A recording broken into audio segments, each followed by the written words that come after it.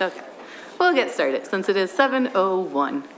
Good evening, everyone. Welcome to the April Curriculum Committee meeting of the board. Welcome to Dr. Ranelli to your first committee meeting in Lower Merion. Tonight's meeting is being held via in-person, via live stream, on Zoom. It's also being recorded. The links for tonight's meetings are available on board docs, and they're also on the district calendar. The chat feature will be open after each of the presentations, and we'll hear from the public after the board asks their questions. Tonight, we will be hearing a presentation on the middle school math sequence and proposed adjustments to the sequence, and as well as having a review of some textbooks and technology purchase requests that will be discussed before making a recommendation to the full board for approval next week. And with that, I'll turn it over to you.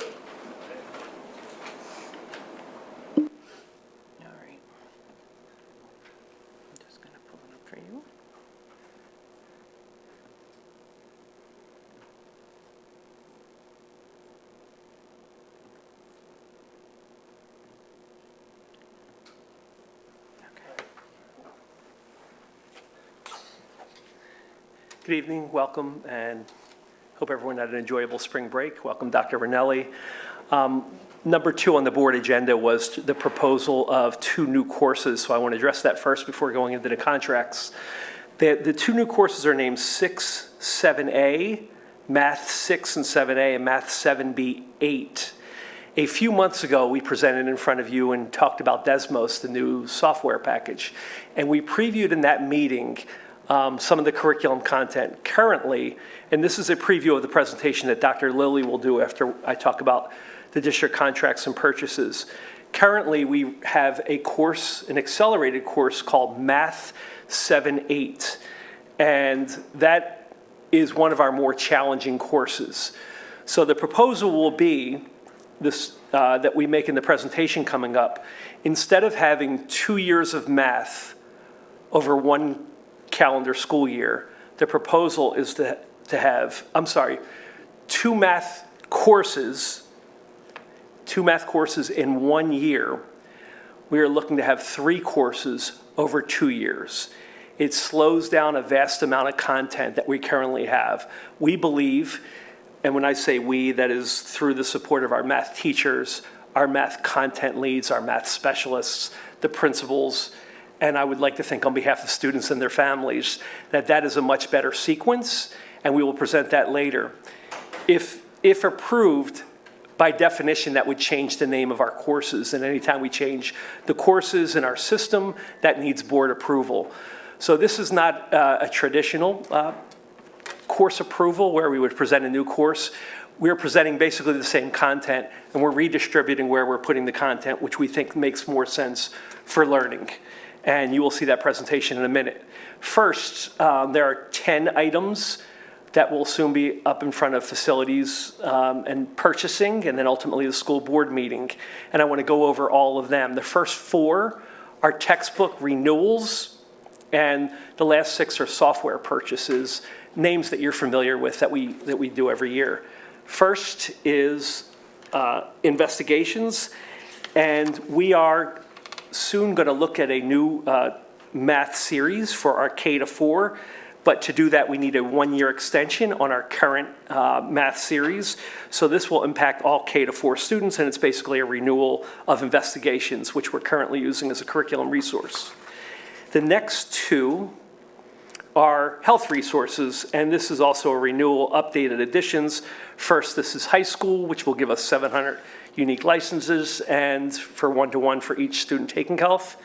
And then the middle school, which will run from grades 6 to 8. But that's how we'll define middle school for this purchase. Next is AP Gov. We do expect changes coming to AP Gov the following year, so we're looking for a 1-year renewal with the AP Government textbook, which we've used previously. The next 6 items on here will be software purchases. These are ones that you commonly heard of. The first one is called Nearpod, and Nearpod we started using a lot more prominently during the pandemic. It allows for a whole lot of multimedia content to be used, real-time formative assessment. It's engaging. It allows you to embed polls and quizzes. It integrates with Google and other platforms that we commonly use. It has been a really important resource for secondary teachers. Next is for elementary, you probably heard of Seesaw if you've had your child in the district. It is our digital portfolio. It also allows for engaging lessons. Teachers are allowed to do a lot with that with our students. It also shows off that work for parents, so it serves also as a portfolio system that students compile their work over the years. Next is Cengage. We've talked about this previously. This is a research database. In here, we have peer-reviewed articles, primary sources, tools students use for citations. It gives access to newspapers and magazines and ebooks. This is widely used in the K-12 system as well as universities, and we use it here in Lower Merion. And this is a renewal. Next is EduLink, and this is more commonly known as PAETEP, and this is probably the primary software that school districts use around the state is our teacher evaluation system. It allows you to do a lot of things, including log walkthroughs, but primarily we have to do our Act 13 rating on there, which the state expects from every professional employee in public school districts.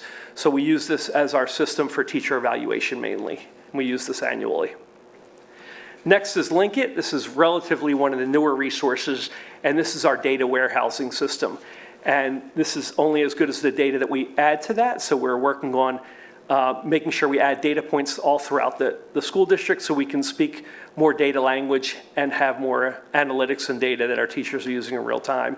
And Linkit, also a widely known software system that we started using, I believe, last year for the first year. Yep. And next is Schoology.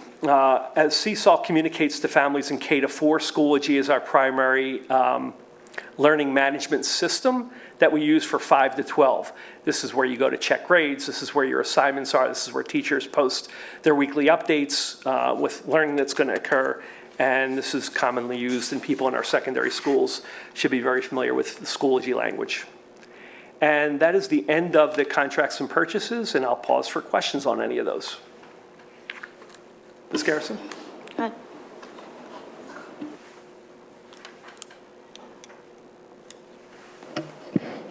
Thank you for that. I was just curious about the Cengage product that you mentioned. What type of periodicals are a part of that? I'm just curious.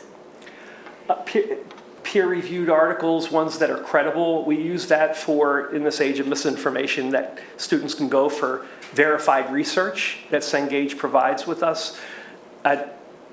Is that it? No, like specifically, I was like, you know, is it Time Magazine? Is it Wall Street Journal? Is it the New York Times? Is it that or no? I do believe there's a series of periodicals that also were included in that as well. Yeah. Okay. And more research-based things that are not for mainstream print as well, like university-based research that's there, that's credible, and students could use in their research when producing papers. Okay. All right. Thank you. You're welcome.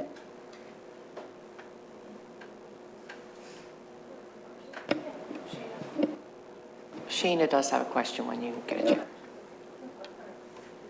Thank you, Scott. I have a quick question. Sure. To clarify, you had said with investigations that you were exploring something else, or is it something new, or is it just kind of the next iteration? This is the same. We are going to do a pilot and look for another curriculum resource Separate from investigations? We're going to take next year to do that, and we're renewing investigations, the current textbooks that we're using for this coming year. Okay, Yep. Thank you. Just wanted to clarify.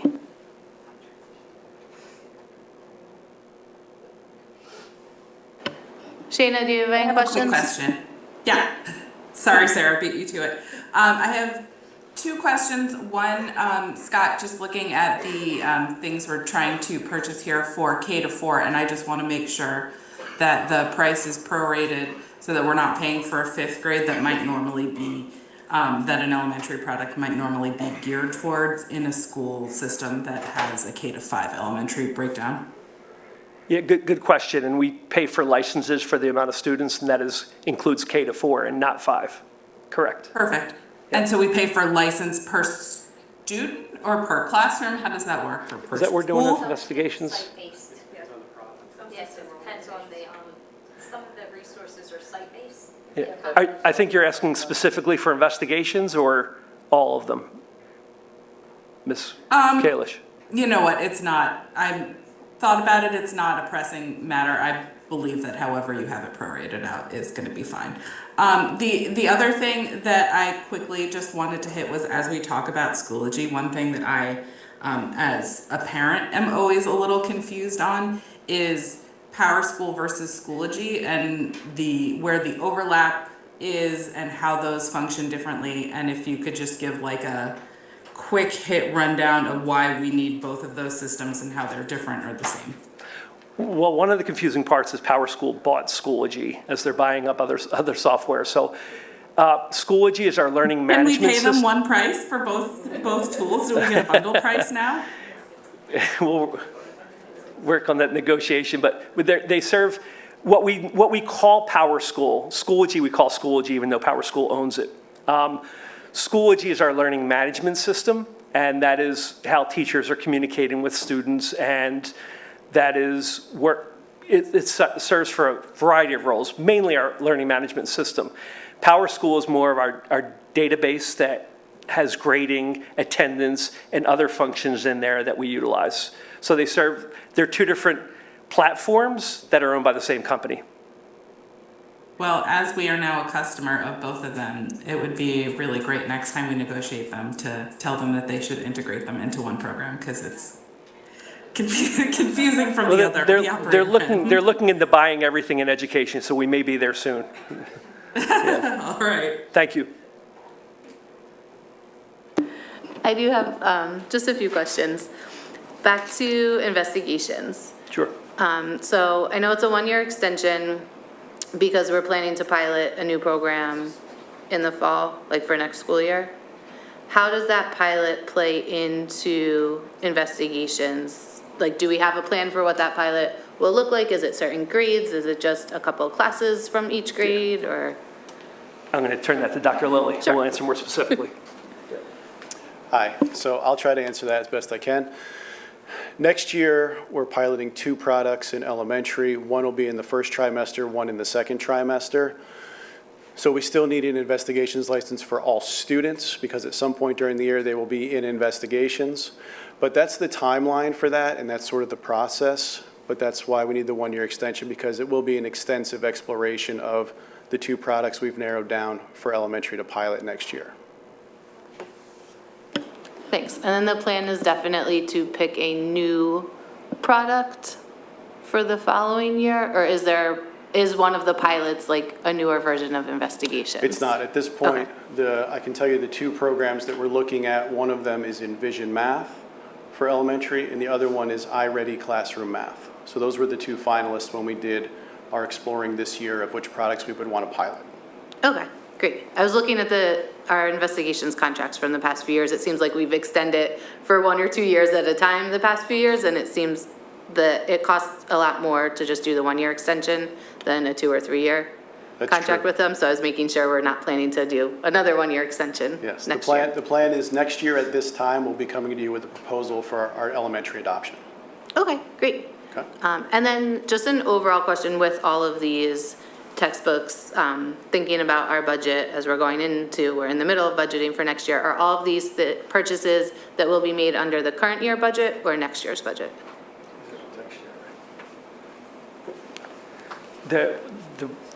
What we have for you tonight is for next year, 25, 26. Next year's budget. Yeah. Okay, thanks.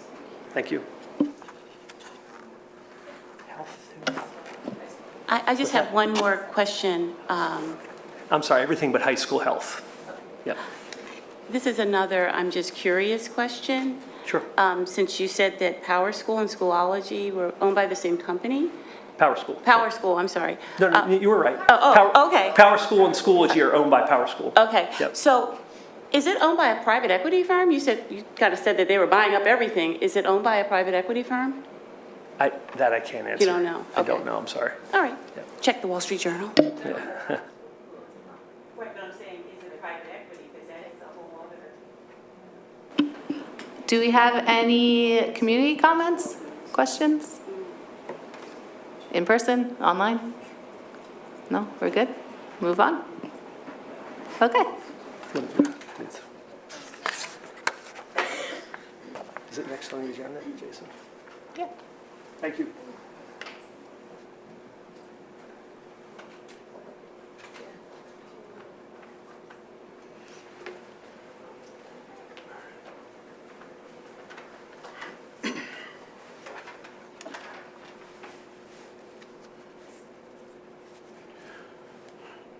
All right, I'll jump in with the next presentation. So as we shared earlier this year, and as Mr. Weinstein shared tonight, we said we would come back to you with some adjustments, changes, recommendations to our middle school math sequence. And, you know, the goal here is always for continuous growth, and that's the approach we're taking with mathematics. So tonight you'll see the process that we took to get to where we are, the recommendations going forward, the changes that we think are going to be better suited to helping kids, and maybe some things that might surprise you a little bit along the way. So taking a little bit through the history of how we got to where we are, there was a point in this district when we talk about sequencing and acceleration, there was a point when we had the idea of algebra for all. What that means, if you're not familiar with that, it means that all students by the end of 8th grade will complete Algebra 1. It was an initiative that was attempted in the district. It met with some challenges and some difficulties. Students were not being successful. What happened here in Lower Merion, similar to what happened in other districts, is they started creating part-year algebra programs. So there was an attempt to have Algebra 1 Part 1 and Algebra 1 Part 2, or A and B, sometimes you see in different districts. And you'll see a little bit about that when we go through some of the other slides, but that was the attempt to try to make it work and still have some kind of algebra for all by 8th grade. From an acceleration point, around the same time when those things were in place, there was one acceleration opportunity in the district, and that was in 4th grade. So that was the one time. So in 4th grade, you either qualified for acceleration or you didn't, and if you didn't, you were on level the rest of the time. Eventually, there were 2 acceleration opportunities. Unfortunately, the second acceleration opportunity was for kids that were already accelerated in 4th grade. So there was a second opportunity to accelerate the accelerated kids. And you'll see a visual of that again tonight as well. As far as placement and criteria, at one point when we had the Algebra for All, there was a pre-algebra course, and there was a placement test to see when students were ready for algebra. Again, if you met a certain score on that assessment, you went to Algebra 1. If you didn't, you went to Algebra 1 Part 1 and were in the 2-year algebra sequence. Over time, that shifted to take into account more things. Rather than just an assessment, we started looking at things like quarter grade, student assessments. There was a teacher evaluation of student performance and things that were observed throughout the year. So there were multiple criteria used to determine acceleration. That was the shift and the change. When I started in the district, which was back in 2016, Mr. Copeland, who was the superintendent at the time, commissioned me to lead an audit of the math curriculum, specifically the courses leading up to 8th grade. And what was found at that time was there were gaps in the learning regardless of what pathway a student was on, whether they were the most accelerated or they were on level. There were gaps in the learning because there were a lot of assumptions taking place. For example, Math 7 and Math 8, there were courses we have now that didn't exist back then because we had pre-algebra and Algebra 1. And those 7th and 8th grade skills, regardless of the pathway the student was on, were assumed that they were just taught and incorporated into whichever algebra course they were taking. And that just wasn't the case. So we made some changes and we made some recommendations at that time. So we brought Math 7 and Math 8 on board as courses instead of pre-algebra. We also shifted to integrated math, which replaced Algebra 1 geometry and Algebra 2. The other thing that happened during that same time and all of those changes was we created on and off ramps for students. So there wasn't that one-time 4th grade opportunity or a second acceleration opportunity for those kids. There were now on ramps and acceleration opportunities for kids after grades 4, 5, 6, and 7. So all throughout the middle school years. So that's how we kind of got to where we are today. This is an example of what the sequence used to look like way back. There was that acceleration opportunity in 4th grade, so there was the one chance. And then later on, there was another chance to accelerate, either going to Algebra 1 or that Part 1, Part 2 sequence. What I do want to highlight on this slide is where students finished in 8th grade. And this is important because it comes up again tonight, even with our current sequence. Students, even when we were Algebra for All, students either finished in geometry, which was the second year course, was considered to be the second year high school course. They finished Algebra 1, which again is considered the first high school course. It's considered a 9th grade course. Or they started part of Algebra 1, but they didn't finish Algebra 1 until 9th grade. What you'll see is this is our current sequence. It looks a little different than what you see on our website because it's been broken out to include grade levels of when students take these courses. What you will see here that's not significantly different than what I just showed you from way back is the finish line for kids in 8th grade. For us, we have some students who take Integrated Math 2. That's the second year course in the high school sequence, similar to geometry. Integrated 1, which is sort of the equivalent of Algebra 1. And then we have students that are in Math 8. Instead of being in an Algebra 1 Part 1 and finishing that Algebra 1 course in 9th grade, they're in Math 8 and they take Integrated 1 and finish Integrated 1 in the 9th grade year.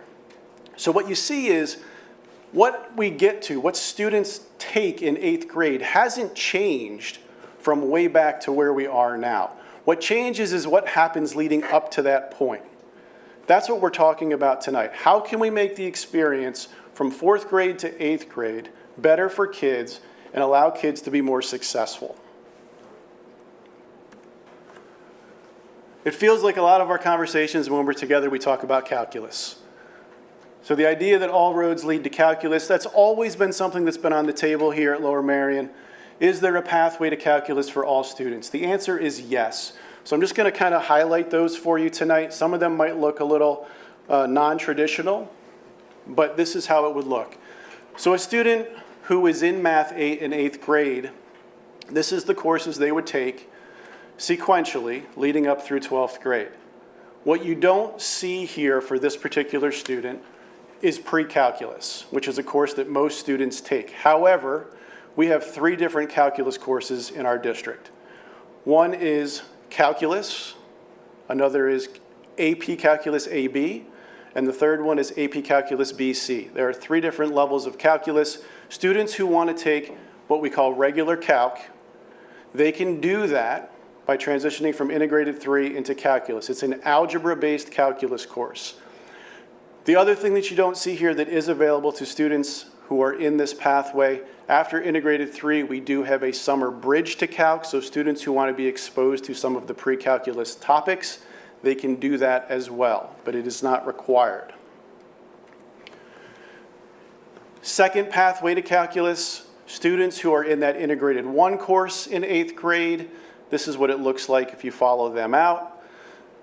Basically, a student who is in Integrated 1 by 8th grade would follow what I think we consider a traditional pathway to calculus. They have Integrated 2, Integrated 3, finishes out that core 3-course sequence. They take a pre-calculus course, and then senior year, they're choosing which calculus course they want to take. That's what we think of as more traditional. And then we have our most accelerated students, those who finish the second year high school course in 8th grade. They're taking pre-calculus as 10th graders. They're able to take calculus when they're in their junior year. And then we do have 2 courses that are beyond AP Calculus that are available for students who are in this particular pathway. So if every student has a pathway to calculus, what problem are we trying to solve? There are challenges within those middle school years that make some of the pathways difficult for kids. And we're trying to work through that and do better. The Math 7-8 course, as Mr. Weinstein mentioned earlier, it's hard for kids and it's hard for teachers. It's 2 years of content and 1 year of time. It's the same 2 courses, Math 7 and Math 8, that we were challenged with 15 years ago when we were doing Algebra for All, because we tried to push them together into 1 year of pre-algebra, or just say algebra was kind of teaching those skills, and in reality, it was not. So our goal that we've shared previously is to shift away from doing 2 years of math in 1 year of time and instead do 3 years of math over 2 years of time. 1.5 years each of those 2 years. Slows down the pacing, makes it more accessible for kids. Now, this is what is posted on our website. This is what it looks like. It has all the on and off ramps. This is the course that we're talking about, Math 7-8. So a student who's accelerated takes Math 6 in the 5th grade right now, and then the following year they take Math 7-8, 2 years in one, before they move on to the integrated math sequence. What we're proposing is to move some of that 7th grade content back to that first course of acceleration. And that's where those 2 courses that you heard about earlier, 6, 7A, meaning the first part of 7th grade, and then the rest of 7th grade, 7B, coupled with the 8th grade course. So doing 3 years of math over 2 years of time, helping kids more accessible to those courses. But as you see all the interconnectedness and all the arrows here, making a simple curricular shift like that isn't so easy when you see how much it's tied into all these other pathways and ways to get there. So teachers, department chairs, building and district admin, we got together, we met multiple times, we put kind of everything on the table and said, you know, here are the challenges, here are the outcomes we still want to have, how can we make that happen? But before we really got into those discussions, there are things that we had to consider. This is important. This is the percentage of students who are accelerated in our district each year from the 5th grade through the 8th grade year. So this is your middle school acceleration and what it looks like. In 5th grade, 36% of our students are accelerated. So instead of taking Math 5, they're taking Math 6. In 6th grade, because of that Math 7-8 course, there is no 1 year accelerated course. So any student who's accelerated, when they get to that 6th grade year, they're taking Math 7-8, which means they now have to be 2 years accelerated by the end of that year. So they're double, all kids become double accelerated. 7th grade, you see the breakdowns. In 8th grade, you see the breakdowns. By 8th grade, we have 62% of our kids accelerated in math.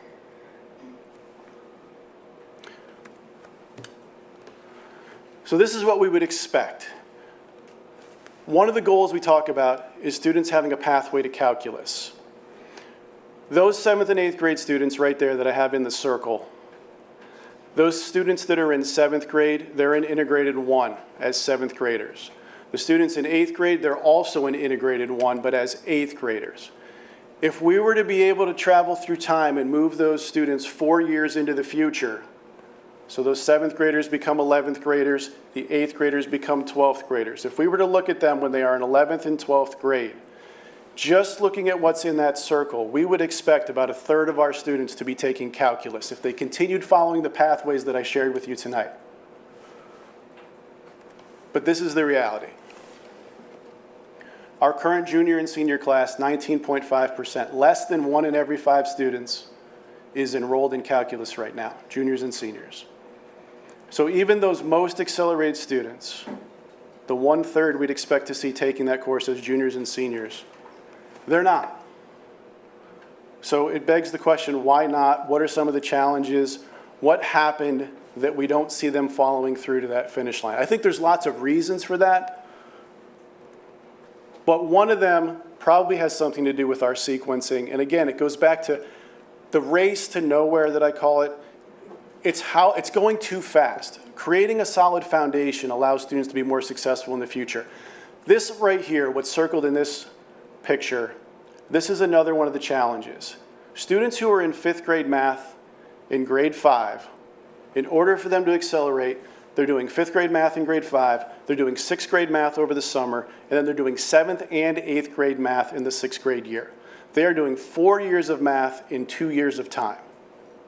We're talking tonight about undoing 2 years in 1. They're doing 4 years in 2. That's a lot of math. They are basically doing their entire middle school years of math experience in 2 years of time. So this is a challenge. It's very difficult for these kids to grasp and solidify all of those concepts of 4 years in math over 2 years of time. So that becomes a secondary challenge, a secondary problem we're trying to solve is there a way in a new sequence that we can not have that have to be what happens to those students who are in 5th grade doing 4 years of math in 2 years of time in order to accelerate. Remember, I also shared there is no 1-year acceleration for those kids. And when you get to 6th grade, it's math 7, 8. So you're automatically double accelerated. So there isn't a 1-year accelerated course available. So we really wanted to try to find a way to eliminate this. 4 years in 2, it's just really, really challenging for kids, and we know we can do better. So here was some of our brainstorming.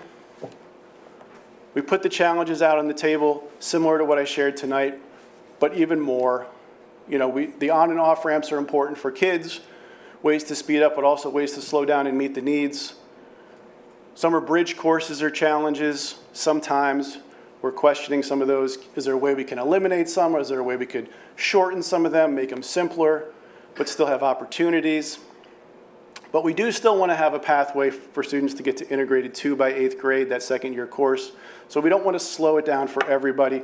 But what we'd really like to do is create greater access to calculus by 12th grade. Even though all students have a pathway to get there, we want to try and solidify those middle years experience so students have a stronger foundation in order to be successful and make it all the way to that finish line. So after looking at some of the challenges, we brainstormed all kinds of ideas: slowing down, not accelerating so early, creating additional courses and pathways,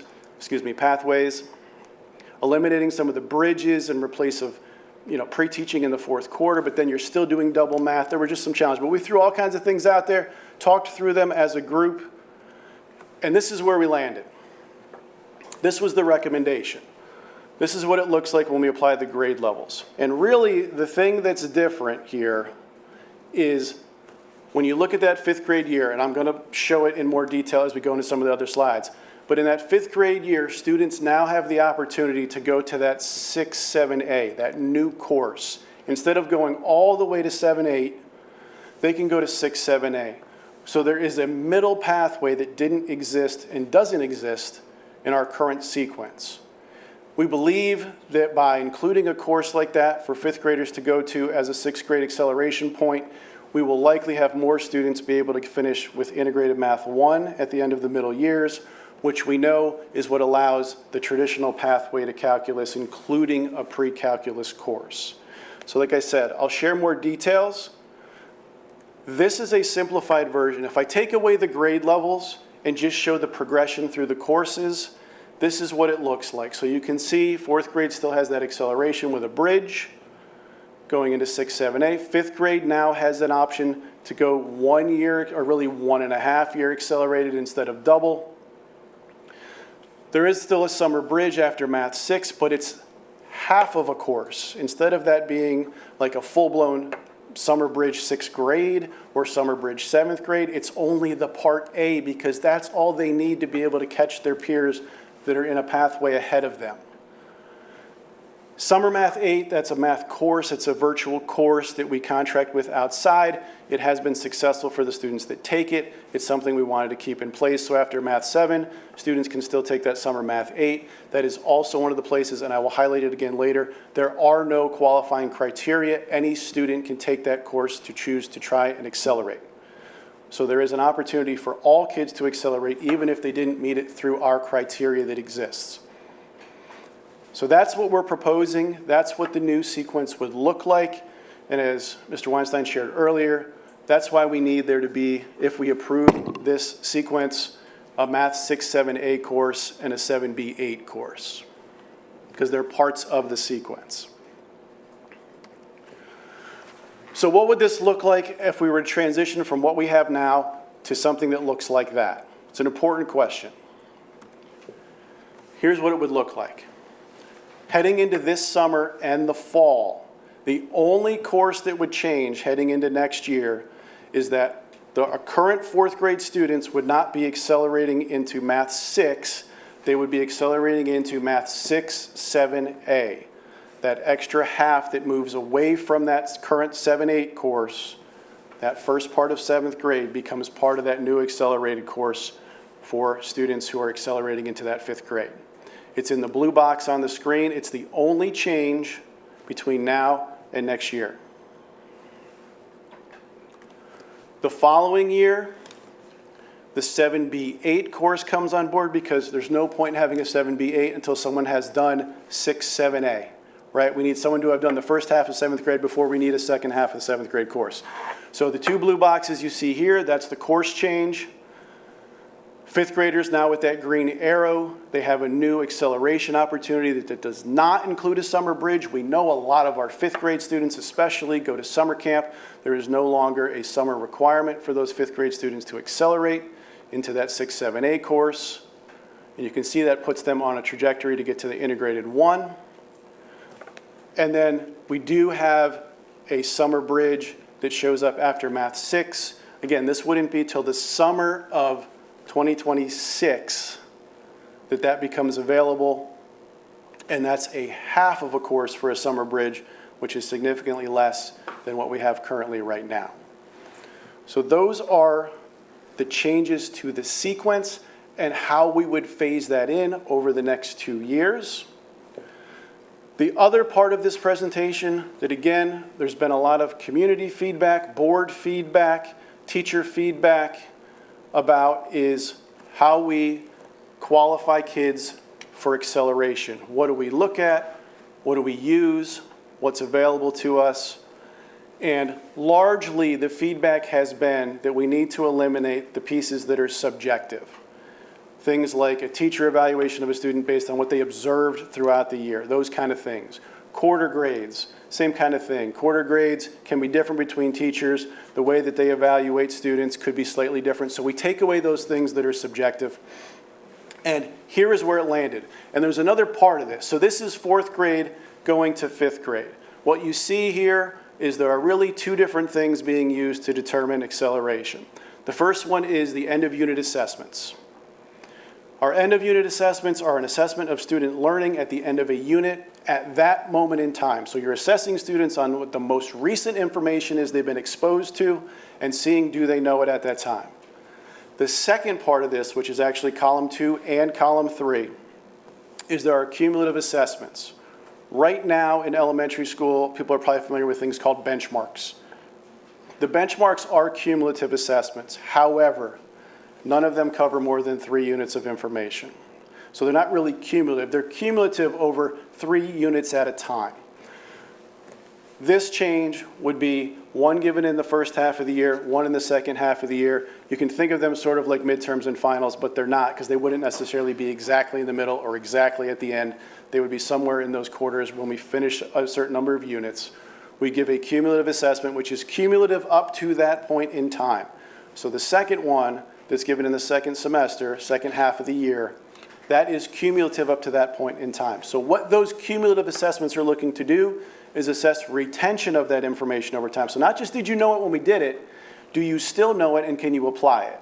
That's important because if you're going to be considered for acceleration, you need to be able to draw on past information and still have that somewhere close to be able to use. Another change with the criteria, and this is important as well, is we're not just qualifying students to accelerate. In this instance, we're qualifying students for that summer bridge. One of the things that existed before COVID was we had an end of summer bridge assessment. During COVID, when we couldn't have students in person, that assessment went away. So right now, students who go to the summer bridge, they all pretty much move on unless they don't complete the bridge. We don't have an assessment to really check for understanding. Have you learned that content over the summer to the point where you're going to be able to draw on that, apply it, and use it as you head into the next course because you're skipping a full course through that bridge program. So bringing back the end of bridge assessment with an 80% threshold.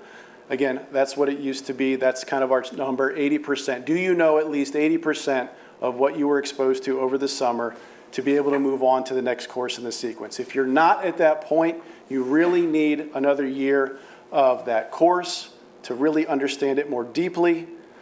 And then remember, there's an acceleration opportunity again at the end of the next year, and the next year, and the next year. So this isn't a one and done kind of thing. So we're trying to put some checks and balances in place for students to be able to accelerate, but also demonstrate that readiness through data and understanding. So that's the change. Qualifying students for bridge because there's a bridge assessment is different than just qualifying students to skip a whole grade level. So that's the change. I can talk a little bit about the points. 15 points was the threshold. There are 20 points available. You can look at the different numbers and different ways to get 15 points. There are lots of ways for that to happen, some of which someone might question and say, I'm not sure that student should be qualifying for acceleration. We believe that 15 points is the threshold, and those students should be given the opportunity. So that's the number, that's where that came from. The other part of this, which may look and feel different than in the past, and this is what I think is a great change, the criteria that you see for fifth grade students, like rising fifth grade students, it's the same for rising sixth grade students. So from a parent perspective, where right now there's sort of different rules and criteria for every grade level with how does my kid qualify for acceleration, it has now become consistent across grade levels. So the rising sixth graders, current fifth graders, looks the same. There is no bridge at the end of this course, so this is in the new sequence, students who would just qualify to go to that 6-7A instead of a Math 6. No bridge required here, so you don't see any of that summer stuff. Rising seventh graders, same rubric. There is a summer bridge, the Math 7A, that half of a course over the summer. So again, the assessment piece is there with the 80% threshold. So the rules, the criteria, how we accelerate, what those cut scores are, they are identical across the grade levels. This is something that hasn't existed in my entire time of working in the district, which is close to 10 years now. So that's what the criteria looks like. This is the 8th grade. Remember I said at the end of 7th grade, all students have the opportunity to accelerate if they have not yet accelerated. All students can take that Math 8 summer course. It is available to all students regardless. You see the same 80% number show up here. However, it's not a requirement. It's a recommendation. It's highly recommended, just like with the other grades, that a student has a score of 80% on that summer course before moving into Integrated 1. Again, it's all about creating that solid foundation so you can be successful as you move into what are considered to be the high school math courses. So that same number is used here for consistency, but also because we believe that number is what we should see from an understanding and mastery perspective before moving to the next course in a sequence. Remember, this would be a student who essentially is skipping the Math 8 course over the full year. So in closing, I just revisit, this is the proposal, this is what it looks like, these are the acceleration opportunities, these are the on and off ramps. It looks different than what we have now, it's a little simpler, I think it's easier to follow. I think this is definitely better for students. I think this will allow us to have more students have the foundation necessary in order to make it to calculus, take calculus, and be successful there. So thank you. Any questions or thoughts from the board? Yeah, Kimberly.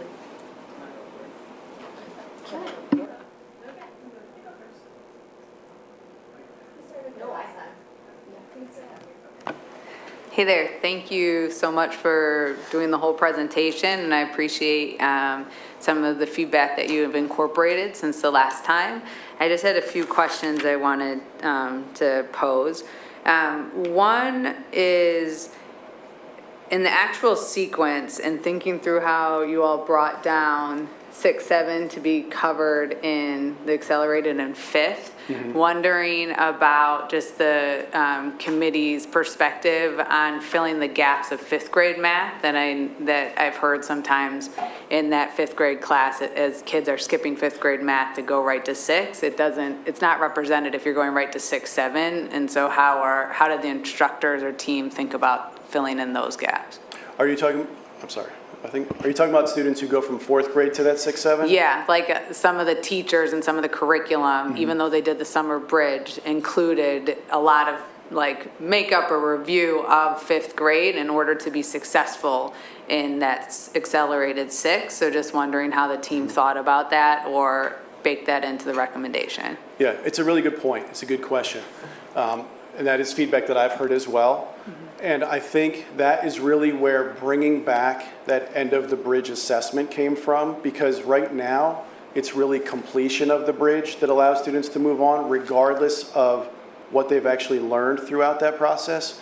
So I think having something at the end as a check and balance there, okay, you took the bridge, but do you know what you need to know before you move on to that next course? I think that's the part and the place where we'll be able to make that determination. Okay. Thank you. You're okay if I keep going, Sarah? Okay.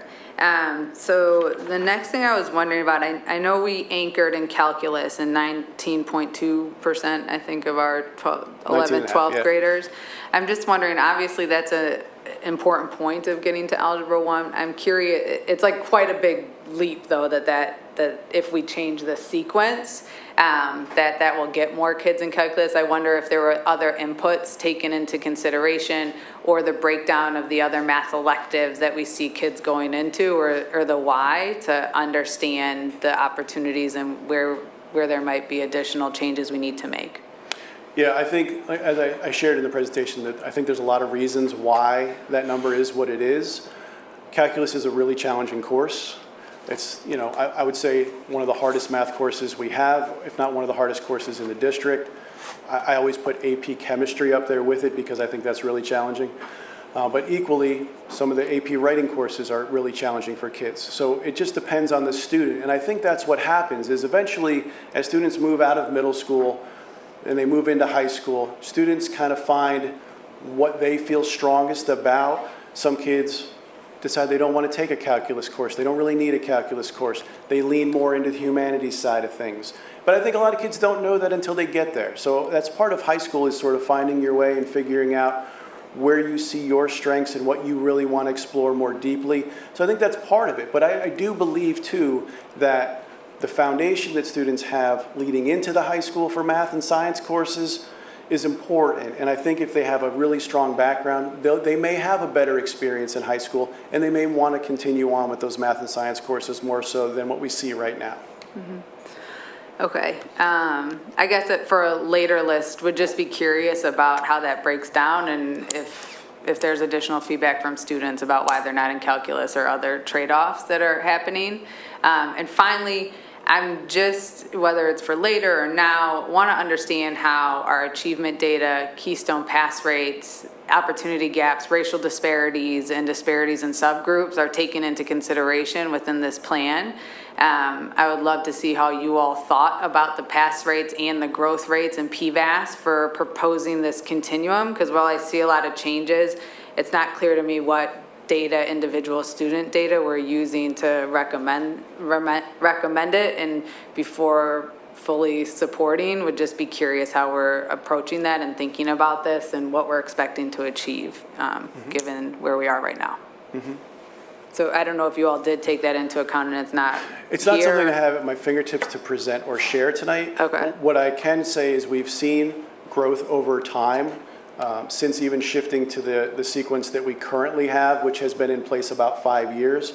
Over those 5 years, we've definitely seen growth and improvement with different subgroups. So we can certainly come back and present some of that to you to take a look at. Yeah, specifically, what I've seen from the data is we saw growth for our white students, but specifically for our black students, we didn't see growth. And in a lot of cases, we actually saw declining rates of achievement. And so what I would be curious to know is how are we using that data, either layered on or parallel with the sequence, to really address the opportunity gap in a way that makes a difference in those achievement numbers, whether it's through PSSA achievement data or PVAS growth, proficiency, whatever you want to pull in, that's fine. But would love to have that strategy outlined for us. Yeah, happy to do that. Thank you.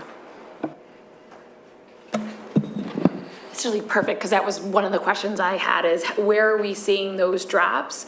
And then when you break down the PSSA data, it shows where our kids are not being successful. So I'd like to be able to see how the spreading of the 7 and 8, I mean, it makes logical sense, give them more time, more practice, all those pieces. But I also want to make sure that's an accelerated path. What are the kids, what's the support for the kids in that path, but also the typical path too? Because right now it just looks like we're focusing way more on acceleration and helping the kids in acceleration, and I want to see how that data matches up with the general plan too and path. And then a couple questions, this is kind of all over the place, so just bear with me. So a little bit of show your work on that. To the 19.5, how does that break down depending on high school? Do you know what the... So that's a combination of both high schools. Yeah.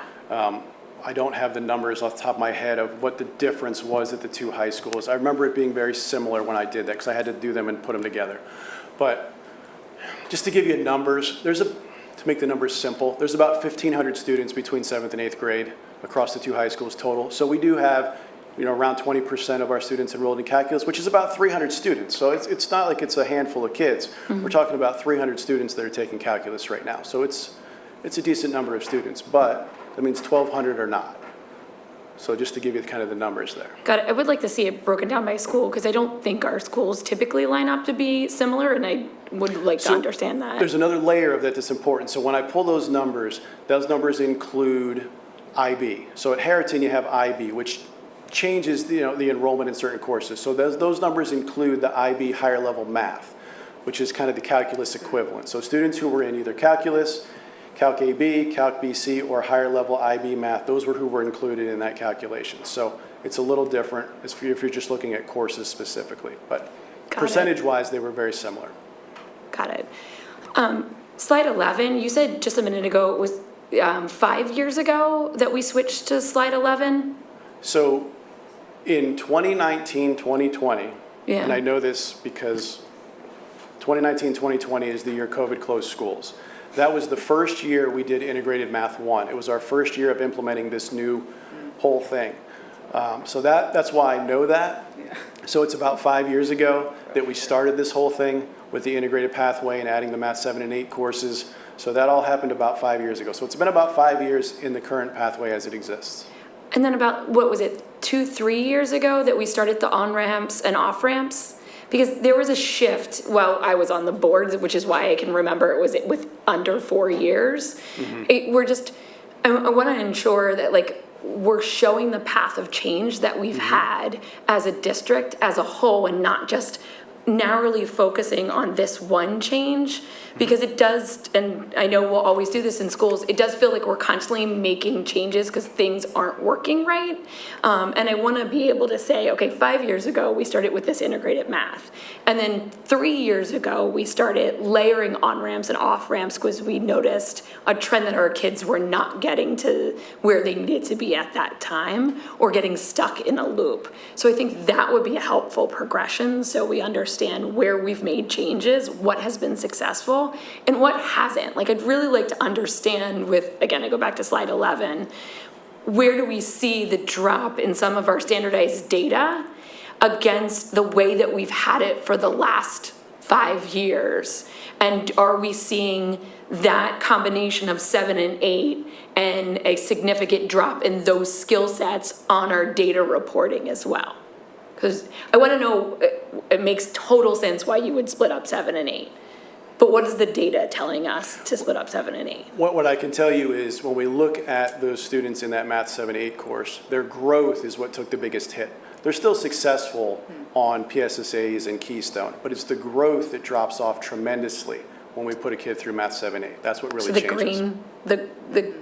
Got it, okay. That's really helpful to analyze and put all those kind of pieces of the puzzle together so we can say, yes, of course, we're listening to our teachers and we're listening to our students and all those pieces, but we're also seeing this and this is what we're trying to address. That would be really helpful to put the picture together. And I would really say when we're asking kids why they're not taking calculus or pre-calc or advanced, ask the kids and they might give you a different answer and you have to use an evaluator to say that answer actually means this. But I would like to bring that into the recommendation too. What we do know for sure is students who don't follow that pathway, many of them take AP statistics or statistics. That's where they go. So if they don't follow out the pathway all the way to calculus, they're in statistics or AP statistics, which I'll say is probably more applicable to a lot of different college majors and to the real world than a calculus course. So I think that's something that I'm comfortable saying, that's what's happening, is they're not finishing all the way to the finish line, but even a lot of them take pre-calc and decide they don't want to take calc, they take statistics of some level. Yeah, I wonder too, though, if it's a question about it not being as practical. I tend to see a lot of kids steer towards statistics because they feel like it's going to be more useful for them. Right. And I wonder if that's partly, pre-calc is great. It's a very good course to have, but it maybe just is that bad marketing. to like bottom line. The chemistry major. Says the chem major who loved AP Chem. Okay, two more questions and I'll wrap it up. The end of the unit assessments and the cumulative assessments, are they standard across every single teacher? Yes. Good. Okay, I thought so, wanted to make sure. And then the slide 18, so if you're in Math 4 and you want to go to 6, 7, that feels like a huge, that jump feels super concerning. It feels like we just shifted the area of issue from over here to over there. And so if you can't take that summer bridge program because your family's away or whatever reasoning, are you still able to go from 4 to 6, 7, or do you have to take the bridge 5? You have to take the bridge 5. Have to take the bridge Because, 5. and this is something, again, you talk about what happened historically. We used to have kids just skip from 4 to 6. There was no bridge. Bridge came into being because we noticed there were huge gaps when kids just completely skipped that course. So what you'll see throughout the sequence, the one that changed and what it is now, there is no completely skipping over any courses, whether it's through a bridge or taking a course or a combination of courses, 6, 7A, 7, 8. There is no place in the sequence where students get to just completely skip over content. Got it. Again, this is an area that is very concerning for me. So the summer bridge program's in person, you said that, right? It's virtual. Virtual, okay. It's virtual with in-person support available. The end of assessment, are we back? Okay, that one gives me a little bit of an You ulcer. can go in person though, can't you? You can. Yeah. Yeah, we have. And there's it's buses available. for, Yeah. are there transportation? I don't know that there's I don't think transportation there for it because is, it's but- optional. Okay, thank you. That's my last question. That's just that one piece that I'm stuck on. Thanks. Thank you very much. And many of those questions were my questions also, especially the 4 to 6, 7A jump. I have a couple of questions. One is, in your process of determining this kind of shift, did you also look at other districts and see how they structure their courses? I would say that our on and off ramps are more complicated than most districts around or that exist. We have created opportunities for kids after every grade level. I would say that a lot of districts are still kind of stuck with where we used to be, with there's maybe 1 or 2 acceleration opportunities. A lot of times it's just the test. You take a test, you get the score, you accelerate, you don't, then you don't. And it's that simple. Ours is much more complicated and complex, but I think it's worth it because it helps figure out ways to meet kids where they're at when they're ready. Okay, thank you. And then just anecdotally, because I don't expect you to have this at your fingertips, back in 2016 through 19, do you recall there being more math specialists in that 4 through, or I guess really K through 8 world? I would say no. It's the same or similar. Okay, thank you.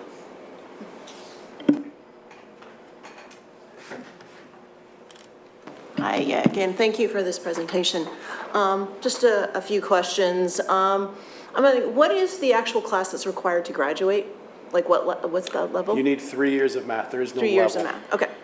And I do appreciate the integrated math, but I'm wondering in the past when they've done these changes, even predated the 1819 or 1921s, they've always had to take where the keystones are and the PSSAs are, and the testing and ensuring everybody's at that point and not too far past, because sometimes that can be an issue.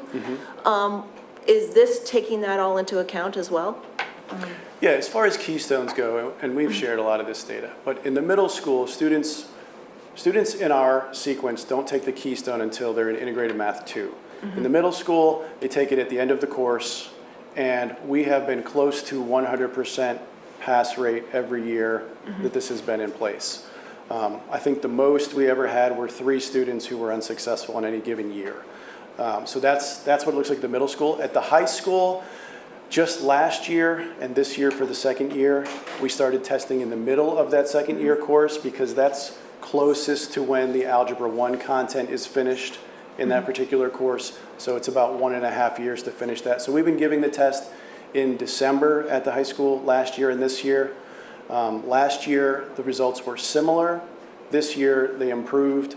So it looks like that's going to be kind of the spot where we give that assessment at the high school. So it's different between the middle level and the high school level. But again, that's because of making those determinations of when we think that's best for kids at those levels. Okay, and then I was just developmentally, I'm just wondering about like with, when these kids are doing the assessments, and is there supports for like the children that have poor executive functioning, who might need a little bit like a study guide or a good way to keep them on track? Not, because sometimes you just don't know what to study. Yeah, I mean, any supports that students would have through their IEP are all part of that. So that's all included. So they don't have different rules because they're now part of criteria or placement. So that's all still in place. Anything that a student would be expected to receive, they still receive as part of those assessments. Okay, and then last I have is a question, like we were talking about the race to nowhere, and I'm just wondering, how does calculus help? Why is it the path to calculus? I love calculus. I think it opens a whole new world to you when you do take it, but I want to understand why we're pushing the kids towards calculus, when a lot of times when you speak to people at the university levels, they're saying a lot of these kids come into there and they have to retake it anyway because they just don't have the foundations they need for a college level class. So I'm wondering why we're pushing it so much at the high school level. I understand there are students that accelerate and will want to take it, but I'm just trying to understand that. Yeah, I think it's important, and it goes back to some of the other conversation earlier. It's at some point, you don't want to push a kid into a situation that they're uncomfortable with or ready for, because what we don't want is them to have a bad experience in math, because once they have a bad experience in math, they tend to turn it off for good. So I would say we're careful about pushing kids in that direction, but we also want to meet the needs of kids who are ready for that. So we do a little bit of both, and that's the balance that we have to, take on when students are at that level in the high school. But it happens early, and that's the other part of making some of these recommendations for the middle school sequencing is we want students to have a good positive experience all the way through. When you push students too far too fast, there's a better chance they're going to run into one of those courses that's kind of a wall for them. What I didn't share tonight is the most dropped course at the high school is Integrated 3 Honors. It's the most dropped course. It's not different. It used to be Algebra 2 Honors. That is the most dropped or withdrawn from course in the high school. So that's kind of when students are hitting the wall. The second one would be Pre-Calculus Honors. So that's another course that's kind of a wall for some students. Difficult year. Math got really hard for them in that year. I taught high school math for 13 years. I taught both of those courses. It wasn't different 20 years ago. Same experience when I was there. Those would be some of the courses where kids sort of hit that wall. So we want to be careful where we push them and how we recommend them. But I do think statistics is a great course. I think it's very applicable. I think it tends to lean into a lot of different majors. And I think that's a really good course for all kids to take. The calculus part of that, the question is, I think there are some students who really want calculus. I do think for some STEM majors in particular, having that on a transcript makes a difference, even if when they go to that college they have to retake the course, which is often the case when you go and you're a STEM major. So I think exposure is important if you're going to go down that path into higher level math or science or technology based kind of future career type thing. So that's kind of the balance that we have to navigate at the high school. Okay, great. Thank you. Appreciate You're you. welcome. Thank you for the presentation, Jason. You're welcome. I'm just curious, how do we define mastery in our district? And specifically around algebra with the 3 different levels that you showcased, what percentage of our students are reaching that mastery? If you happen to know. Well, I would say there's different ways that we measure that. The state has their way of defining that. No, but I'm talking specifically about us as a district. How do we define it, not what the state says? How do we know that this student has mastery of these skills? Because algebra is comprised of arithmetic. So if they don't have a good understanding of addition, subtraction, multiplication, and division, they're going to flounder in algebra. So I'm trying to get an understanding of, for all of our students, what is our goal for mastery for them, and what percentage of them are actually, reaching that goal, or are they just going to the next level, whether they really have mastery or not? Yeah, it's a challenging question for sure. And I would say, you know, we have numbers, you saw numbers tonight, like 80% is kind of a magic number. If you can demonstrate 80% mastery or understanding, I feel good, and I would say we feel good about moving you to the next course and being successful. Are there students that move to the next course without having that number? Absolutely. So a bigger question is, what are we doing to help make sure they have the supports they need to close those gaps and catch up to where they need to be in order to be successful with some of those courses? One of the things that you'll see that wasn't in tonight's presentation is adopting for the high schools, because we don't have a program like this at the high school. So a program that could help students kind of work and close some of those gaps and things like that. So we need some kind of supplemental resource at the high school in order to help close some of those gaps. Right now we have, you know, a learning center and things that kids can access, but again, that's if they have room in their schedule and things like that. So there are definitely challenges to doing that and making sure of that, but we try really hard, and I think there's things we can do better at that level, especially at the high school. We have a lot of supports in elementary and middle school. We don't have as many supports at the high school, and I think that'll make a difference. Okay. I'm also curious to know, are we now following the science of math? The way there's the science of reading, there's also the science of math movement. Are we following any of that now, or? I would say, I won't say that we're following it exactly as it's Okay. designed. What I will say is our shift to integrated math wasn't just shifting content, it was also shifting practice. So we're more of a student-driven, student-focused approach to math. There's inquiry built into our courses. Students who come out of sort of that 8th grade Math 8 course or 7-8, and then they go into integrated 1, it's a very different experience there because it's more exploratory and sharing your thoughts and your knowledge and things like that, and how do you see the problem. So I would say we're definitely incorporating some of the ideas and foundational points of something like that, but we don't call it that. Okay. Okay.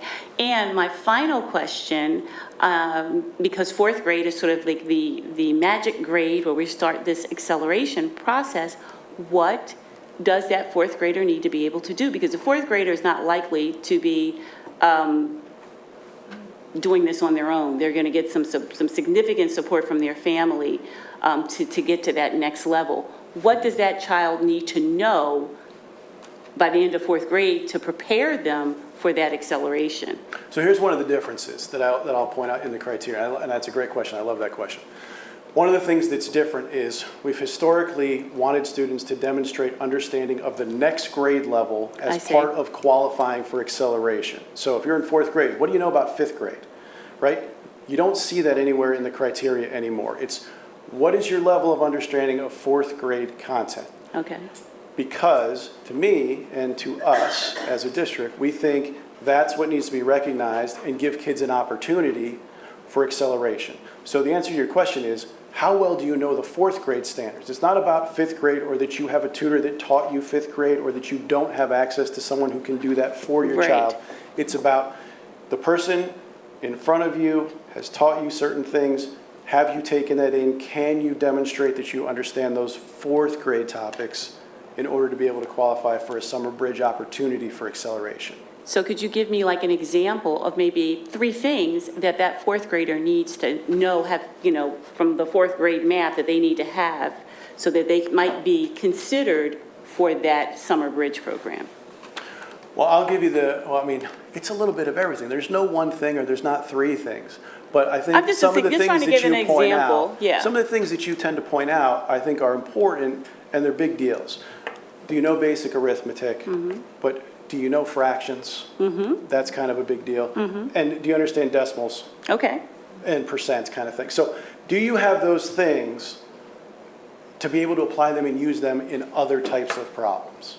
So those are the key foundational things. Terrific. Thank you so much. I appreciate you. You're welcome. Thank you. Shayna, do you have any questions or comments? I do, and I will be very brief, and I apologize if you can hear my children getting ready for bed in the background. I first just want to thank you, Dr. Lilly, and Scott, and anybody else who was working on this, that this was obviously a big lift that has been going on over time, and I know a lot of concentrated work and really thoughtful work went into this. Like, I'm looking at this, and it looks like a really complicated logic puzzle, and I know we poke fun at the graphs sometimes, but I mean it with absolute love, and that I know this is a really complicated thing that you guys are doing, and it really gets clearer every time. And I wanted to also point out that it was clear to me through the presentation that there was real thought on the parent experience, because I know that we had run into some difficulty with that in the past year, and that thinking about that going forward was evident. And I would really love to see more of that, sharing some of the stuff that was developed for this presentation to those families that have kiddos going through this transition. Also, I wanted to flag that I really liked the balance in the evaluation measures. I'm gesturing here like you guys can see me. Evaluation measures that I thought they struck a really good balance between accelerating every kid that possibly would be eligible is the wrong word, but would be appropriate to accelerate, and not over accelerating kids that are going to struggle in an overly advanced class. All of that said, my quick question is, what is our current number of summer bridge courses the way it stands? And then I believe this proposal has 3 summer bridge courses, correct? It does, and it's the same right now. We have a 5th grade bridge, we have a 6th grade bridge right now, and then the Math 8. In this version, you still have the summer bridge for 5th grade, and then you have the difference being it's a half-course bridge after that 6th grade year, and then Math 8 is still there. So we went from having 2 full summer bridge courses to 1.5. They both then have the Math 8 option. Okay, great. So that probably won't have any impact financially or in terms of facility needs or employee needs? It should not. Great. And I thought I had another question, but I guess I didn't, because it's not. Oh, I know what it was. Mr. Weinstein and I had discussed this in our planning, and I just know that as someone who is currently the parent of an accelerated Math 6 student, I'd just love if we could hear a quick tiny bit about what the supports are for those kids who will be in Math 7-8 next year, who won't have the benefit of this sort of slightly decelerated, accelerated Math 7, 6, 7A, 8, 7B, 7, 8. Yeah, and I'm with you. Regular Math 7-8. I'm so glad that somebody thinks I'm funny, because my children do not any longer, and it just makes me happy that even though I can't be sitting there with all of you, you at least think I'm funny. So at the middle school, you have obviously your classroom teacher. We have an I&E period now, intervention and enrichment period, where students can see their teacher. They could also work with the math specialist. So those options are available to them. I mean, with that dedicated period of time each day, that's available even above and beyond what happens in the regular classroom.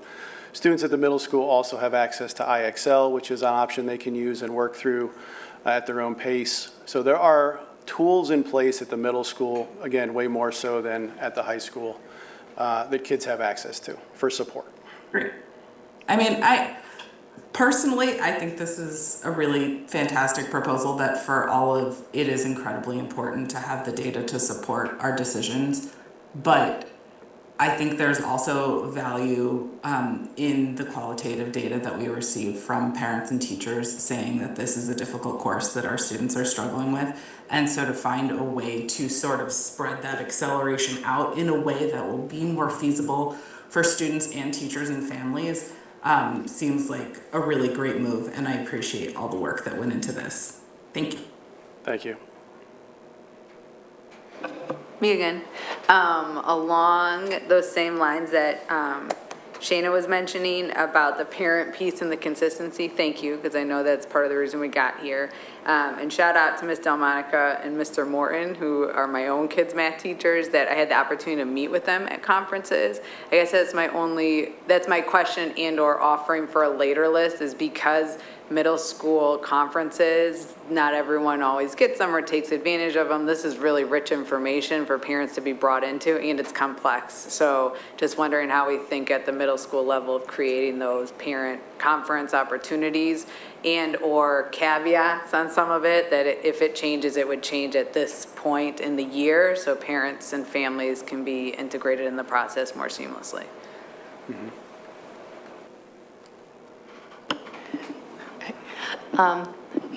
Just a few quick questions or comments. Thank you for the presentation as well. I know this is something we have been talking about for a while. I am curious, for the all roads lead to calculus, the path of staying on grade level and essentially skipping that pre-calc versus the other two paths that are already accelerated that are taking pre-calc and then calc. I'd be curious to know, out of that 19.5% of students that take calculus, what percentage are taking kind of like the grade level calculus versus the AP-AB and the AP-BC? I don't know if you have that I don't have it specifically. data to know. But I would say from when I looked at it, it's probably close to 50-50.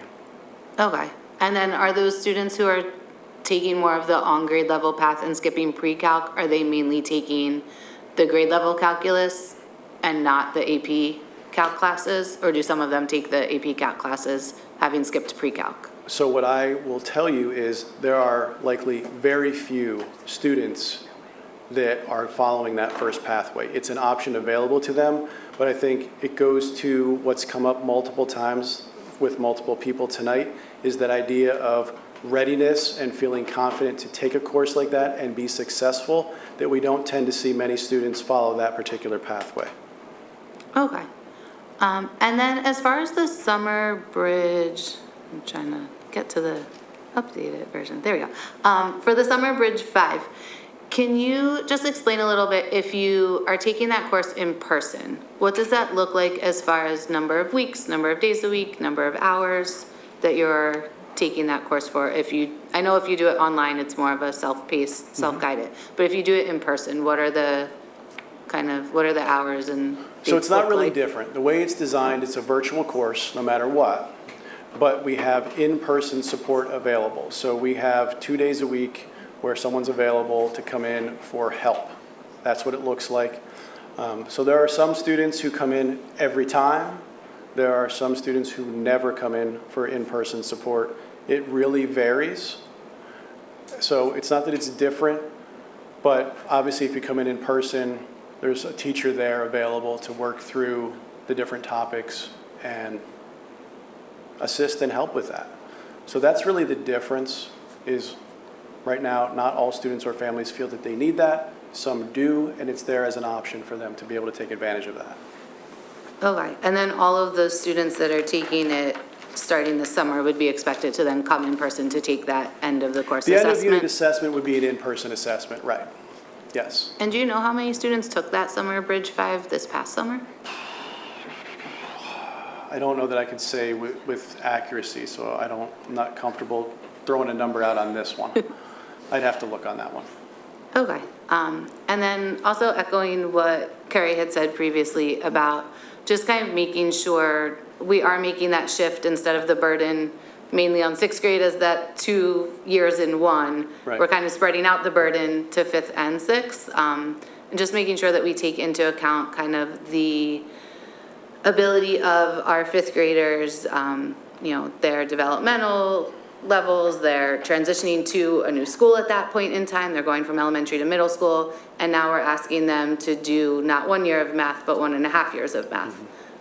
So just kind of wondering how that played out in conversations or thoughts.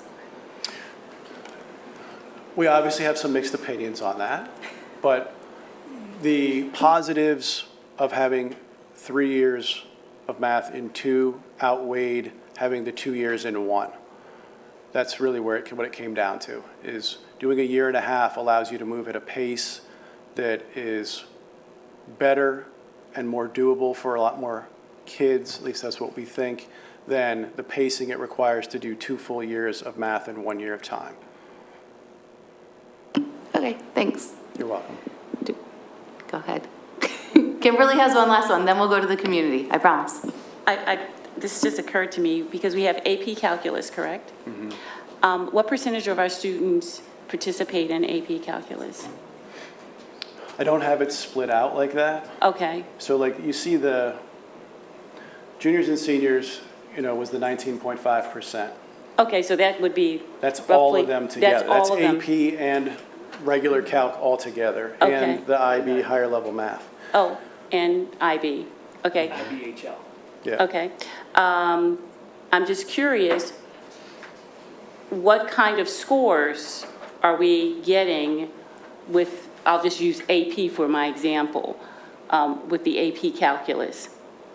Yeah, I mean, the students who take our courses, they do really well on assessments in general, whether that's a state assessment or it's an AP exam, we do really well. Right, I on those understand types of that part, but I assessments. want a specific, 1 through 5, are we 5? Are we 3? Like, where are we averaging? I'd have to find that number for you. Okay. I can give you an exact number, but I gotta be able to pull that up. Okay, thank you. Do we have any in person? Please, if you'd like to speak in person, just come up, sign your name on the sheet up at the front, and then we will go in order. And I know we have some online comments as well. Want me to go to that?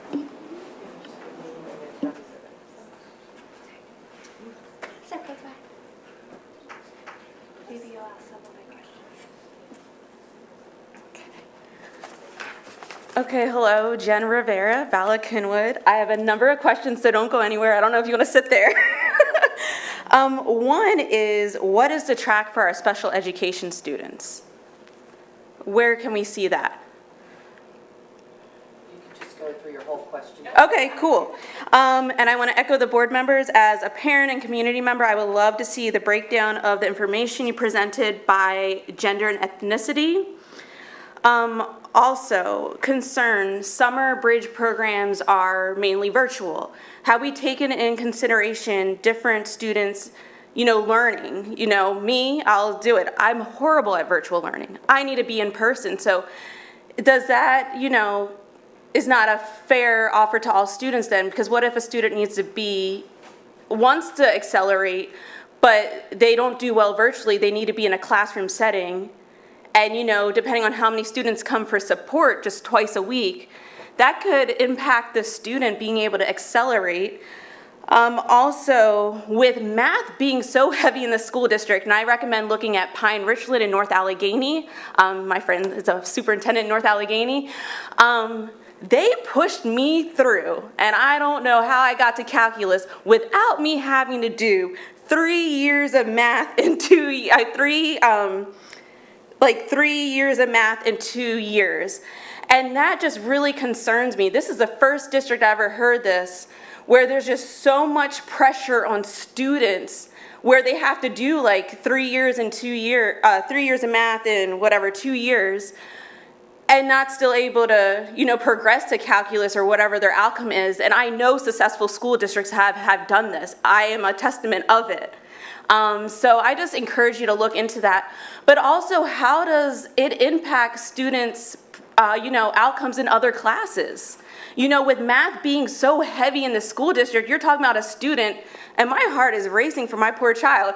If she would want to accelerate, if she loves math right now, she would have to do 1.5 years on top of her other courses. How does that impact creating well-balanced, all-around students, who want to excel in their other classes, want to be in activities and everything, when they have the pressures of trying to fit into this model so they could accelerate? So that's just one thing, the mental health of our students. And I just want to also say I am happy that we are removing subjective data from, recommending a student. That has been a concern I've heard from many community members, My child has A's. I looked at someone's report card, but their teacher has biases where they did not, promote the student to honor. So I'm happy to hear that. And I think that's mainly it, but I really do want to see the track for special education students. Thank you.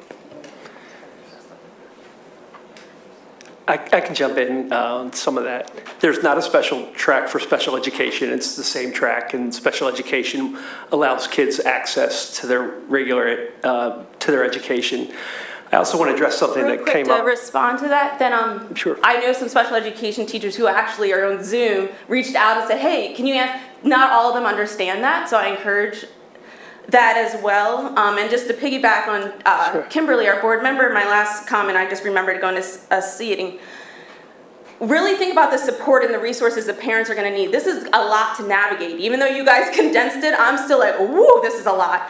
The resources, not all parents are going to be able to have the financial support where they could get their students the tutoring, get their students the extra resources, you know, or help them navigate the app, the IXL or whatever. So also as a school district, are we prepared to set our students up for success by, you know, setting up tutoring programs, making sure they have the resources that they need? Sure. Thanks for your energy and all the questions.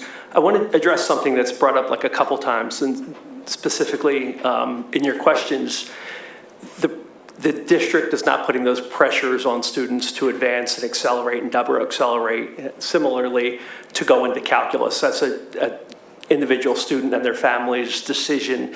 And they work with their counselors depending on what they want to do for a living. Is calculus important for that? What school do they want to apply to? Does that school look at calculus as an important class?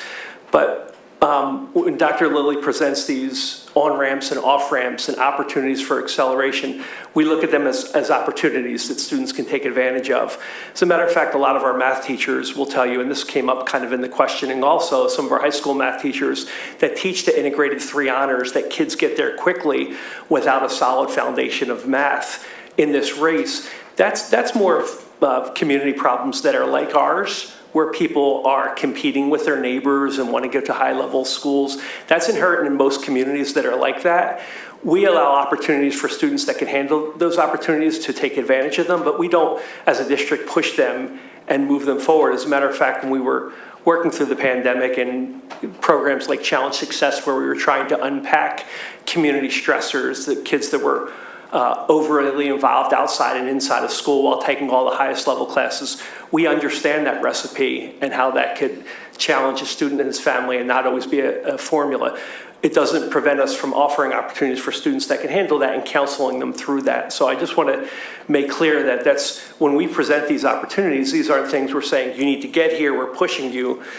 Students that show the aptitude and the readiness in time, we're also not slowing them down if they want to do that. And we give them options to accelerate when they meet the criteria. Can I just clarify the special ed comment? Some of the questions may be based around if a child is off the baseline track and they're in a life skills class, or they're in, I think that's where there's some lack of clarity around what we're seeing. I mean, I still think you're going to back it up to this is a first grade level, even though the student may be on in a fourth grade class, that we're following the same curricular path line, but they might be in a life skills class. But I think that's where that track question could come Gotcha. around. Understood. If I think about it really hard, that's where I'm guessing. Thank you. Understood. Fatima Rogers. Hello, good evening, everyone. Thank you so much for the comprehensive presentation. As a fellow educator, I do not envy your work, going back to many, many years with math and who is getting accelerated in all of these different pathways, because ultimately, how do we determine which kids go into which pathway? There's a lot that goes into it. Though, one piece of feedback that I have is when I look back at the old criteria, so I understand it, there were things removed, and I guess I'll start with saying thank you so much for listening before and bringing this back up and removing IXL. I am so thankful for the fact that this team, I'll call you all a team here, for our students, listen and bring things back and take the feedback. My one thing that I look at when I see the cumulative assessment points on the new document is for rising 5th, 6th, and 7th graders. It's the one that has the green banner on it. Oh, I don't want to touch your stuff. Thank you. Nope, no problem.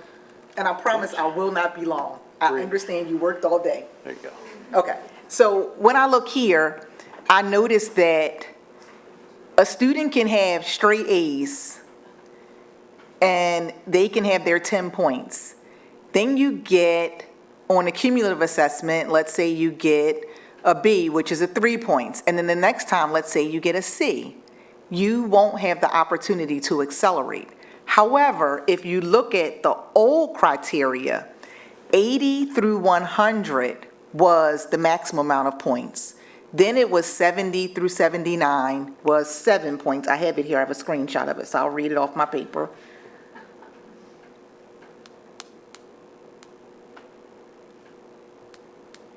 Hold on one second. Okay, so on the old document, the quarter points were 10 points each. So it pretty much looked very similar. The difference is the cumulative quarterly assessments, they were worth 10 points each, 20 points total. 80 through 100 was 10 points.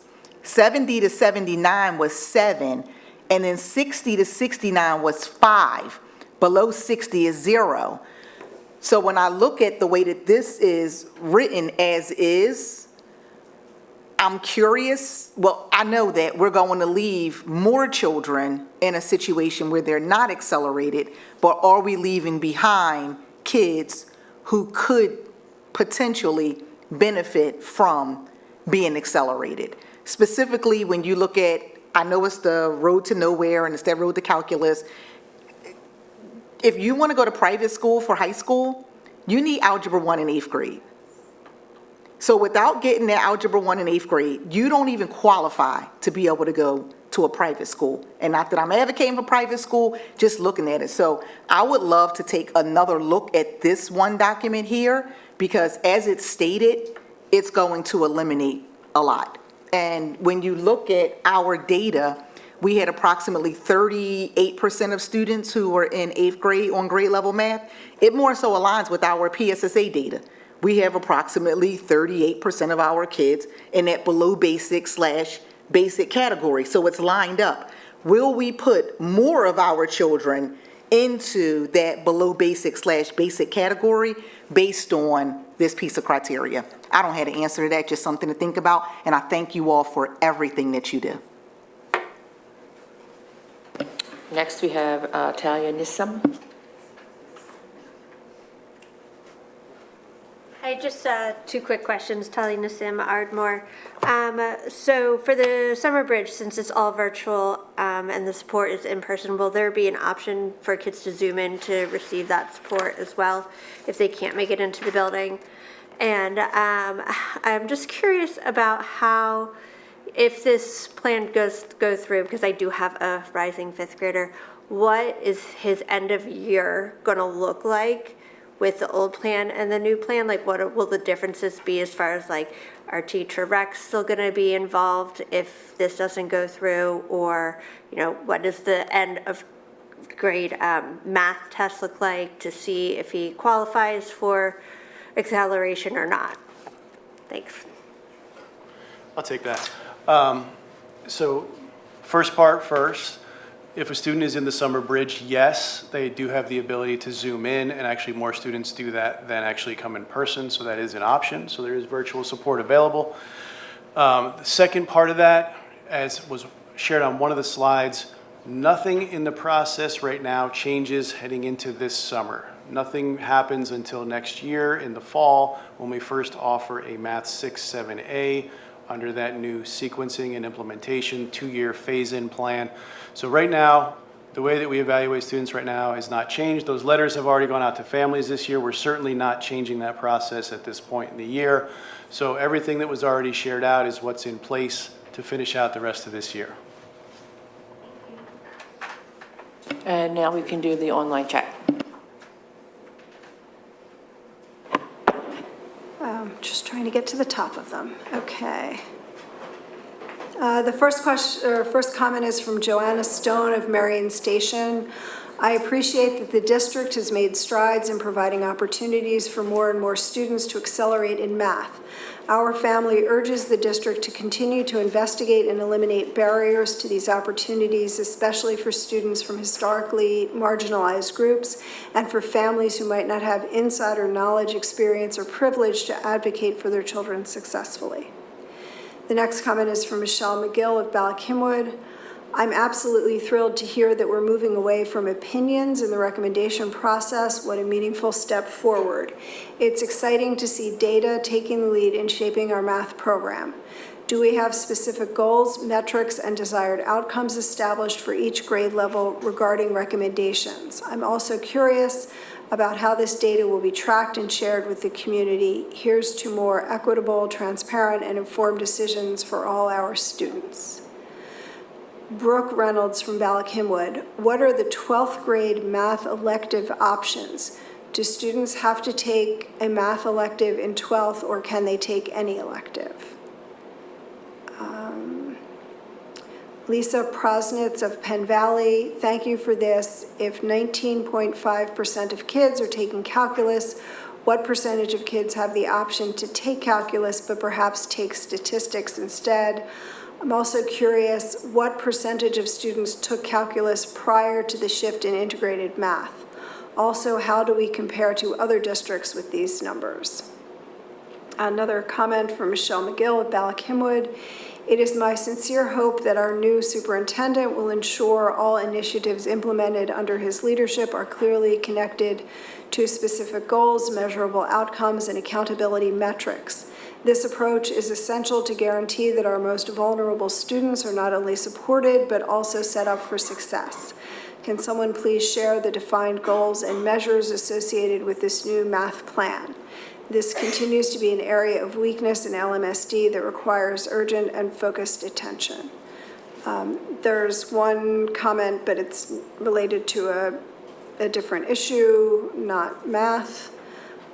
Michelle Vessel of Gladwin, why is the Summer Math 8 program $425 plus $75 registration when it is a completely asynchronous course? This seems very expensive, yet it is actually cheaper than the health summer program with the price raising every year and now up to $525 plus $75 registration. The prices seem very high.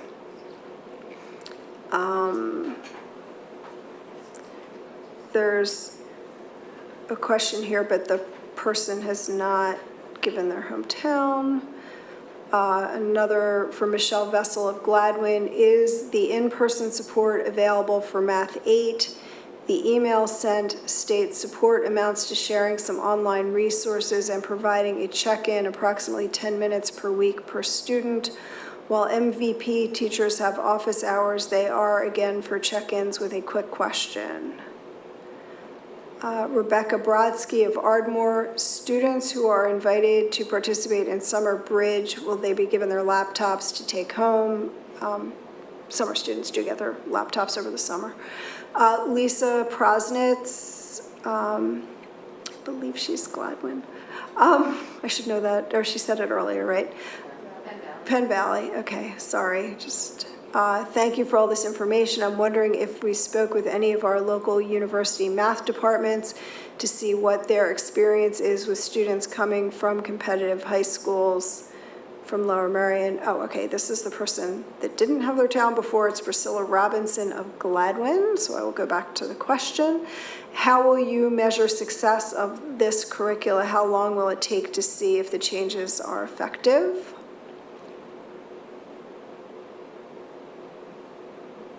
Michelle McGill of Ballackinwood, it is my sincere hope that, I believe that's the same question from before. So that's all of them on the math topic.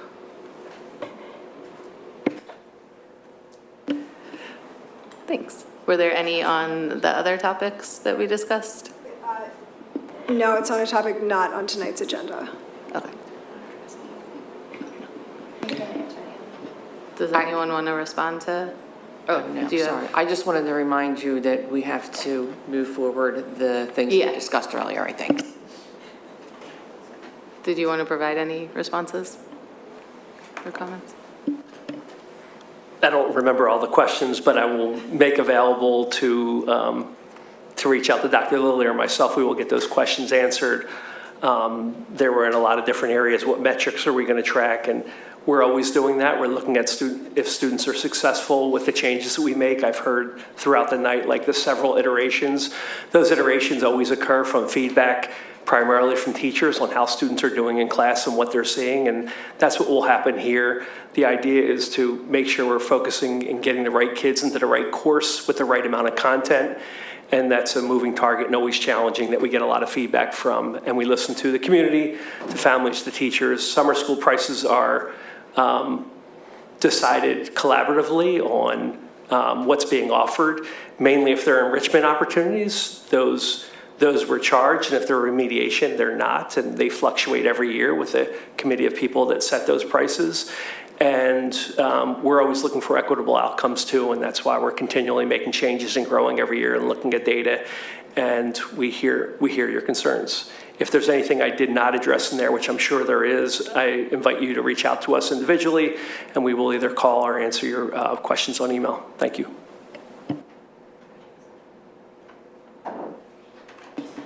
Is the bridge program paid? Is there an expense for the bridge program? The 3 bridge programs?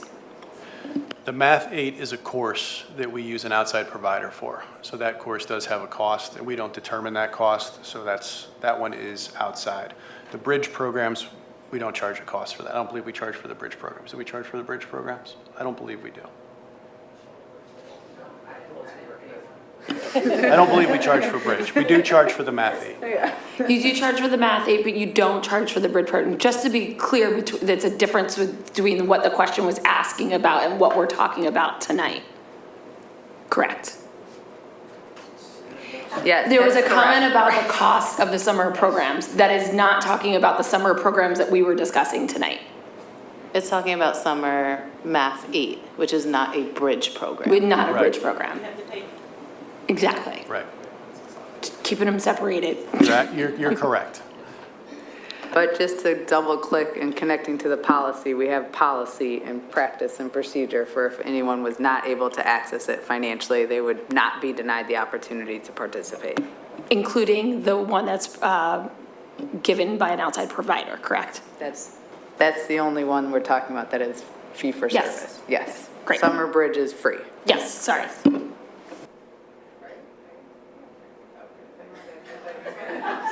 You made an noise. Is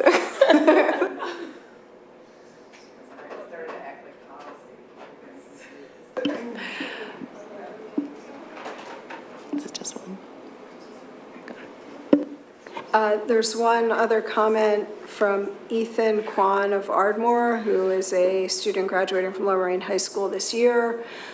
This is unrelated to what was discussed today, but I would like to bring attention to the potential of a Japanese program at Lower Merion and Harriton. There are students who still support a Japanese class despite the situation we were in this year. We believe that the removal of the Japanese course is a loss to the educational opportunities in the high schools. What the Japanese program offered was a unique language experience that introduced students to an Asian culture, something that is no longer present in the high school curriculum. Additionally, the community supporting Japanese programs in Greater Philadelphia also provides enrichment beyond a student connecting students to their community. By cutting off the Japanese program, students have lost the starting point to a valuable option in their education. If given the chance, I, along with other students, would like to discuss the future of a Japanese course at Lower Merion in a future meeting.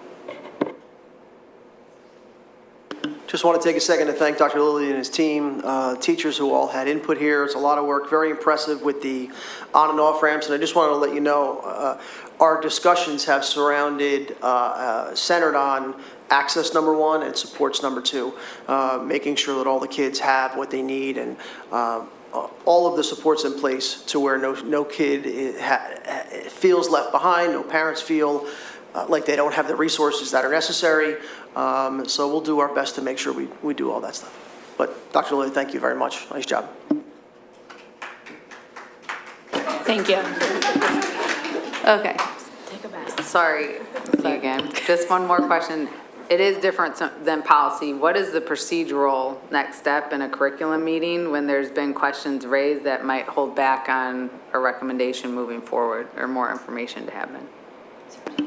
So I was going to offer that we split out the contract reviews moving forward and then the course proposal separately, like to just split the two out to move forward. Right, but To come back to it. So you come back, like, are we voting on it? Is it just like Dr. Rinelli did? So we'll vote whether to move the contracts forward to the full board, and then we'll vote whether to move the course proposals to the full And board. just to clarify, the only people voting on this, I believe, are members of the curriculum committee, Correct. not other members of the board that are attending the meeting of the curriculum committee.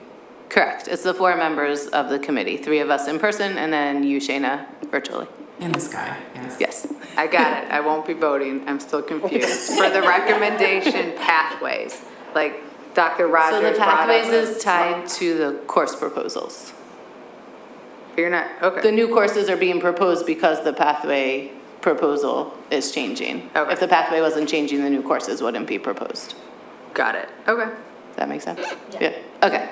Okay, so for the members of the curriculum committee, do we have a vote to move the contracts, the textbook contracts and the other resource contracts that were in item number 3, 3A through K, 3B, sorry. Yes, 3B through K forward. Yes. So moved. We don't need to do it officially, Right, I don't yeah. believe. Well, unofficially then. Unofficially, we are good to move those forward? Okay, so contracts are moving forward. Then to the proposed new courses and the corresponding change in sequence that goes with those. Would we like to move those forward? Would we like to discuss them again at a future meeting? Would we like to do something different? Please share your I'd like thoughts. to move them forward to consideration for the full board. I'd like to propose bringing, I don't know if tabling is the right word, but bringing them back with some more information because there were quite a few questions. So that would be my suggestion. I agree with Abby.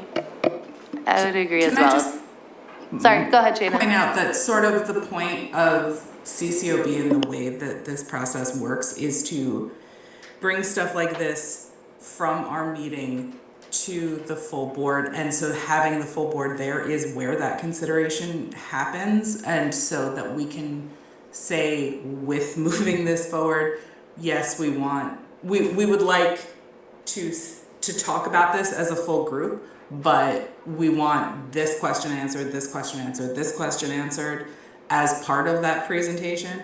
But otherwise, we end up sort of derailing the schedule of this committee and end up seeing Let's it a clarify third that. time. This is not going into play right now. Jason, asking you, this is not going into play now. So if you brought it back at next month's curriculum meeting and kind of clarified the questions that were asked, would that derail the schedule in any way? Are you asking me? No, I'm asking Dr. Lilly. Couldn't remember the. That wasn't what I was talking about. Sorry, I meant to clarify that having another presentation on this topic would take time away from the schedule of the curriculum committee, and that we have another topic scheduled for a full presentation for next month. I don't think we have a majority to move it forward at this point. Okay. So, yes, so perhaps we add a June curriculum meeting that can be discussed later and among the board. Typically, there is not always one, but perhaps if we are bringing math back to discuss the second time in May, we may need a June curriculum meeting. We will look into that. If that is all for tonight, the next curriculum committee meeting will be on May 12th at 7 o'clock in this room. We will hear more about math and possibly another topic. Thank you.